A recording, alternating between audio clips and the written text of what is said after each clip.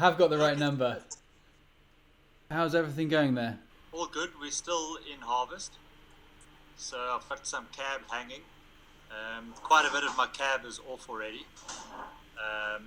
But we're still in the in the thick of things. About 8 tanks fermenting, cab still hanging.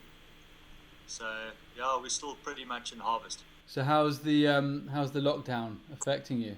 Fortunately, the wine industry is being allowed to finish off its harvest and finish off the winemaking side. And so from that aspect, it's actually, bar a few minor tweaks, it's business as usual. Yeah. The real issue we're facing right now is exports. For some reason, our government has decided we shouldn't be exporting wine, which I don't really understand why, particularly in light of that there are a lot of other businesses that are continuing to export products. So I don't know why the wine industry has been singled out.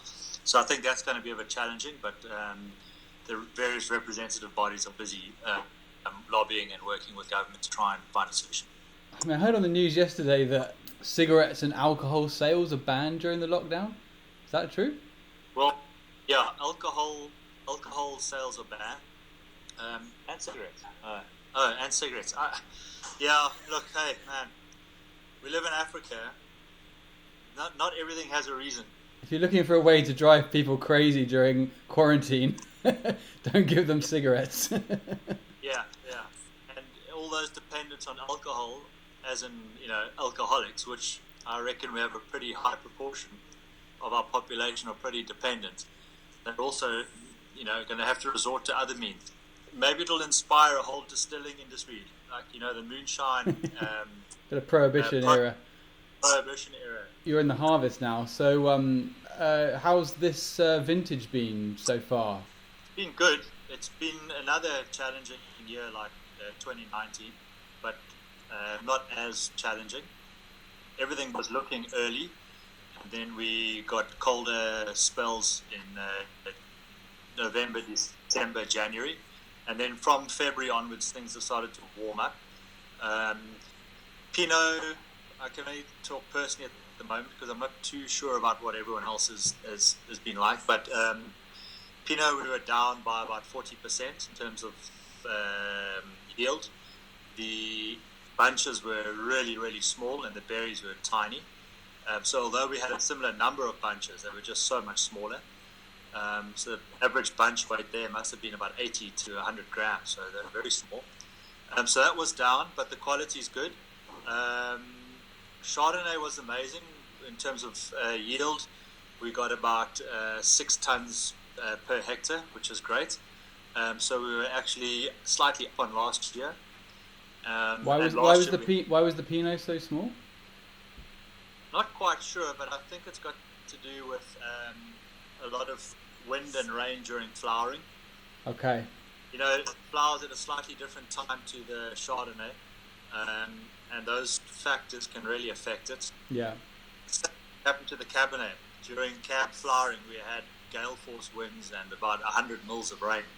So the fruit set on the Cabernet was really bad. So we had a lot of shot berries. So the cab yield is also a little bit down, but with those shot berries,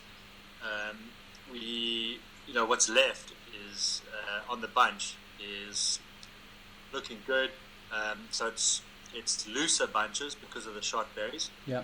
Small berries and loose bunches, which I quite like. The loose bunches really allow air movement, light circulate around there, which is always good. Volume's low, but the wine's always quite nicely structured, and the fruit hanging is quite healthy. On Restless River, we only grow Pinot, Chardonnay, and then unusually for the area, we grow Cab. So it's just 3 varietals, which is what I focus on. I've got another label called Wanderlust. It's this label over here. Yeah. Most of our labels all our labels are blue.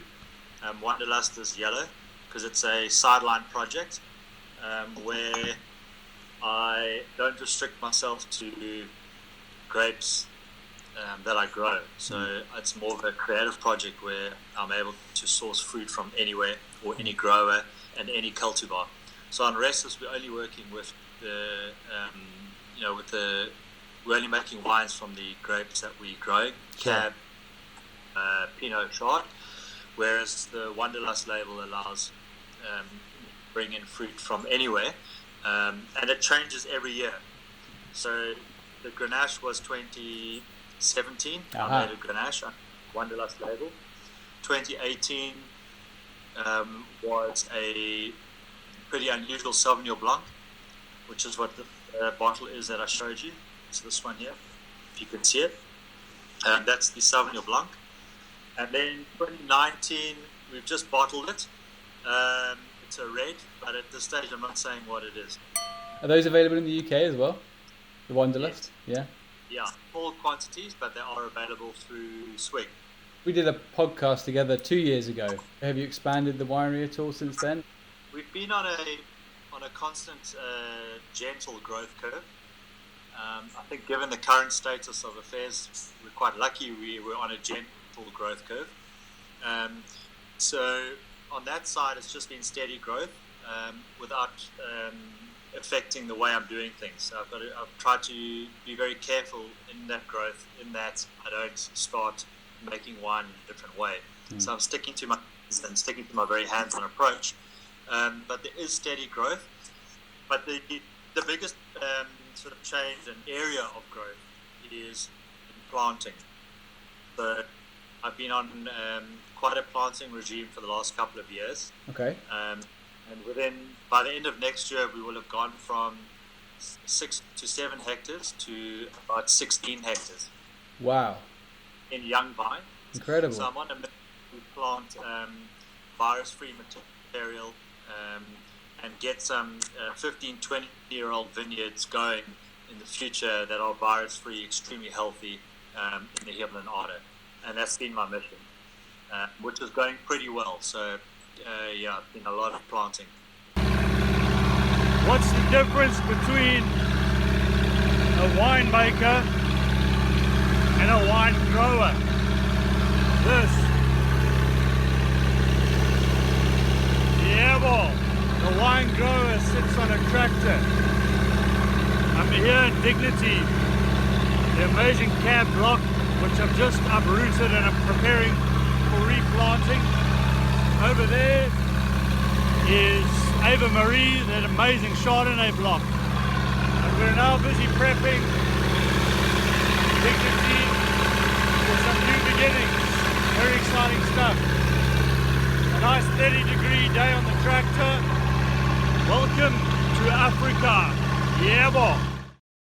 When you started, you were, you were running another company as well, your animation company. Are you still involved with that, or are you able to focus full time on the wines now? Or I'm focusing pretty much 100% on the wines, but I'm in a tricky position at the moment because I still own that company. So I've got a partner up in Johannesburg who co-owns with me, but it's always tricky to have ownership of a company when you're not directly involved on a day-to-day basis, but you're responsible for paying the bills. So that's a little bit a tricky one at this point, but we're working on it. All is going well on that front, and it's allowing me to focus 100% on the farming, the plantings, and then making the wine too. Yeah, I guess. So it's pretty exciting times. There's a lot happening. I guess doubling your vineyard area is a lot. Takes up a lot of time. It does, and there are a lot of decisions to make when it comes to that. Not just where you're going to plant it, but how you're going to prepare the soils, what clones you're using, what rootstocks you're using. Small things like what row orientation are you going to, you're going to plant, and they all have an effect down the line. So it's a lot of decision making, obviously a lot of costs. Planting is certainly not cheap, but I think it's necessary for the future in order to sustain the business. We've got to secure our fruit and make sure that we've got the best fruit available and that we're 100% in control of farming that fruit and harvesting the best of it. When are you estimating to finish the picking? Yeah, we should take the last cab off next week. So that would be early April, which is fairly early for us. Yeah. We had some really good weather, February, March, warm, dry. So the cab was able to catch up. It was looking a bit slower. But anyway, around about early April, which would mean probably doing some of our last pressing in June. So we've got a way to go. I've got 7 of my tanks busy fermenting now in the cellar that I'm busy, managing. That all needs to be pressed off as well.